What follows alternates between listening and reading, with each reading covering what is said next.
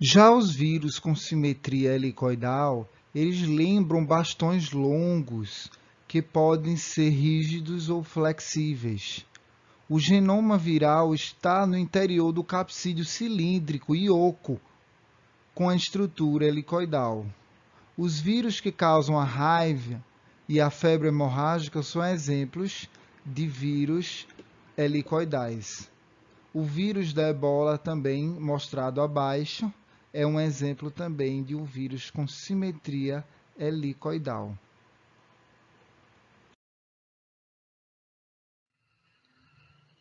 Os vírus também podem apresentar uma simetria complexa. Alguns vírus, principalmente aqueles que vão afligir as bactérias, possuem estruturas bem complicadas e são denominadas de vírus complexos. O bacteriófago é um exemplo de um vírus complexo, como a figura mostrada à direita de vocês. O capsídeo da cabeça ele é poliédrico e o da bainha ele é helicoidal, mostrando assim uma mistura de simetrias. O poxvírus, mostrado do lado direito na parte de baixo, ele não possui um capsídeo claramente definido, mas apresenta várias coberturas ao redor do seu genoma viral.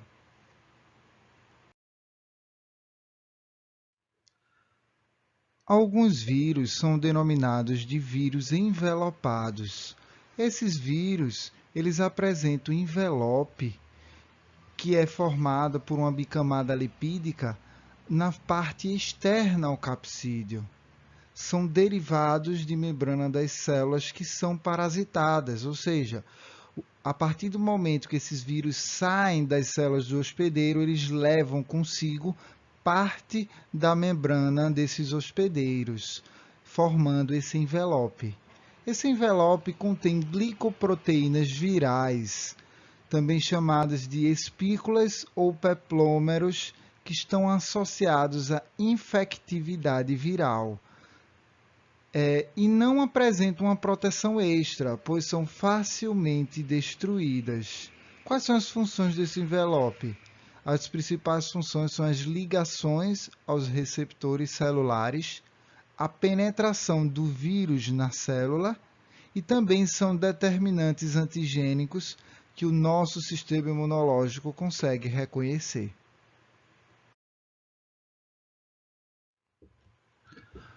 Os vírus que apresentam a estrutura de envelope, eles também apresentam uma região denominada de tegumento viral. Justamente esse tegumento viral é a estrutura presente entre o envelope e o núcleo capsídeo formado pelo capsômero e o material genético do vírus. Ele possui uma constituição proteica, uma estrutura amorfa, ou seja, uma estrutura que não tem grandes funcionalidades. Eles só preenchem essa região entre o envelope e o núcleo capsídeo.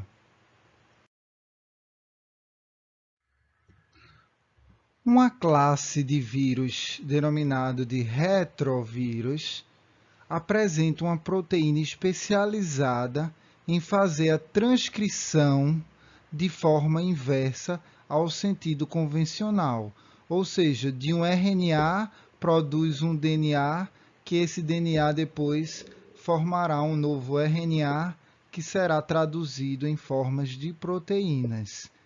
Esse um dos retrovírus mais conhecidos é o famoso HIV, o vírus da imunodeficiência humana, que apresenta essa transcriptase reversa.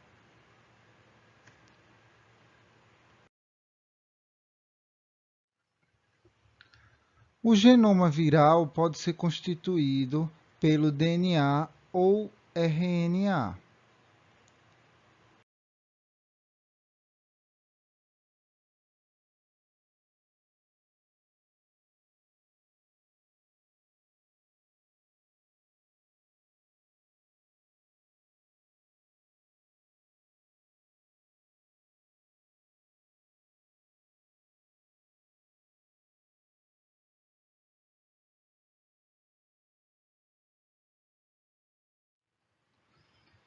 E justamente tanto o DNA quanto o RNA podem apresentar diferentes formas estruturais. Por exemplo, o DNA ele pode ser de fita simples, ou de fita dupla, ou ter uma estrutura circular. Já o RNA ele pode ser uma fita simples, positiva ou negativa. Ele pode ser segmentado, ou seja, particionado, e ele pode ser uma fita dupla segmentada, ou seja, uma fita dupla que ela é partida ao longo de sua estrutura. E qual a diferença entre as polaridades do RNA de fita simples? Como eu já havia dito, ele pode ser do tipo positiva ou negativa. A diferença é a seguinte: quando o vírus ele apresenta um RNA de fita positiva, essa positividade é a favor do processo de tradução, ou seja, essa RNA mensageiro ele pode ser traduzido na forma de proteínas. Entretanto, quando o vírus ele tem uma fita negativa, ele não consegue traduzir essa fita em proteínas estando na forma negativa. Então, o vírus vai ter que necessita de uma transcrição da forma negativa para se tornar positiva, que lembrem que toda fita positiva existe uma negativa que complementa essa fita. Então, justamente o vírus vai ter que transcrever, ele vai passar pelo processo de transcrição de negativa para positiva, aí sim, quando ele se torna positiva, é que ele vai conseguir produzir as suas proteínas.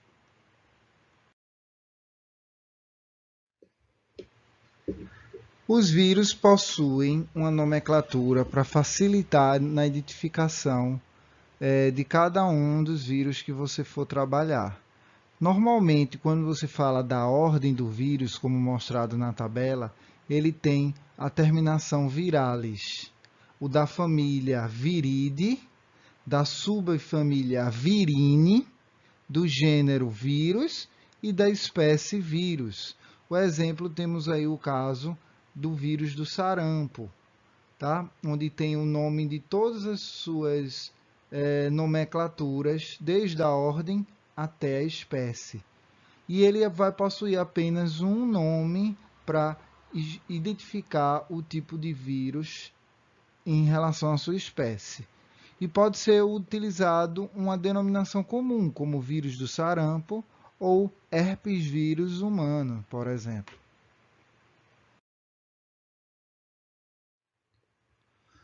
Os vírus ainda podem ser classificados segundo o hospedeiro. Por exemplo, existem os vírus que atacam os seres vertebrados, os vírus de seres invertebrados, vírus de plantas, vírus de bactérias, também chamado de bacteriófagos, vírus de fungos, também chamado de micovírus.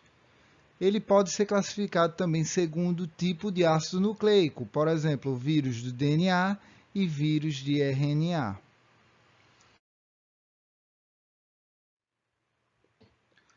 O vírus também pode ser classificado quando se tem a presença ou ausência de envoltórios, ou seja, se ele é envelopado ou não envelopado. Ele também pode ser classificado como a estrutura de simetria do capsídeo, que nós já vimos, os poliédricos, os complexos, os helicoidais. Eles podem ser classificados também enquanto a sua composição química, ou seja, que é variado entre um vírus e outro, e também na homologia nucleotídica, ou seja, dos tipos de materiais genéticos. O quão parecidos são cada um. Outra forma de classificar os vírus é através da classificação de Baltimore, que fala dos diferentes tipos de vírus separando em classes, que vai do 1 ao 7º. A classe 1 representa os vírus com DNA de fita dupla, por exemplo, o adenovírus, o herpivírus e o poxivírus. A classe 2, o DNA de fita simples positiva, o exemplo, o parvovírus. A classe 3 representa os vírus de RNA de fita dupla, como o reovírus e o birnavírus. A classe 4 representa os vírus de RNA de fita simples positivo, como o picornavírus e o togavírus. A classe 5 representa os RNAs de fita simples negativa, como o ortomixovírus e o rabidovírus. A classe 6 representa o RNA de fitas simples positivas com DNA intermediário no ciclo biológico. O exemplo, temos o retrovírus, que é o caso do vírus HIV. E a classe 7, que representa o DNA de fita dupla com RNA intermediário. O exemplo é o hepadnavírus.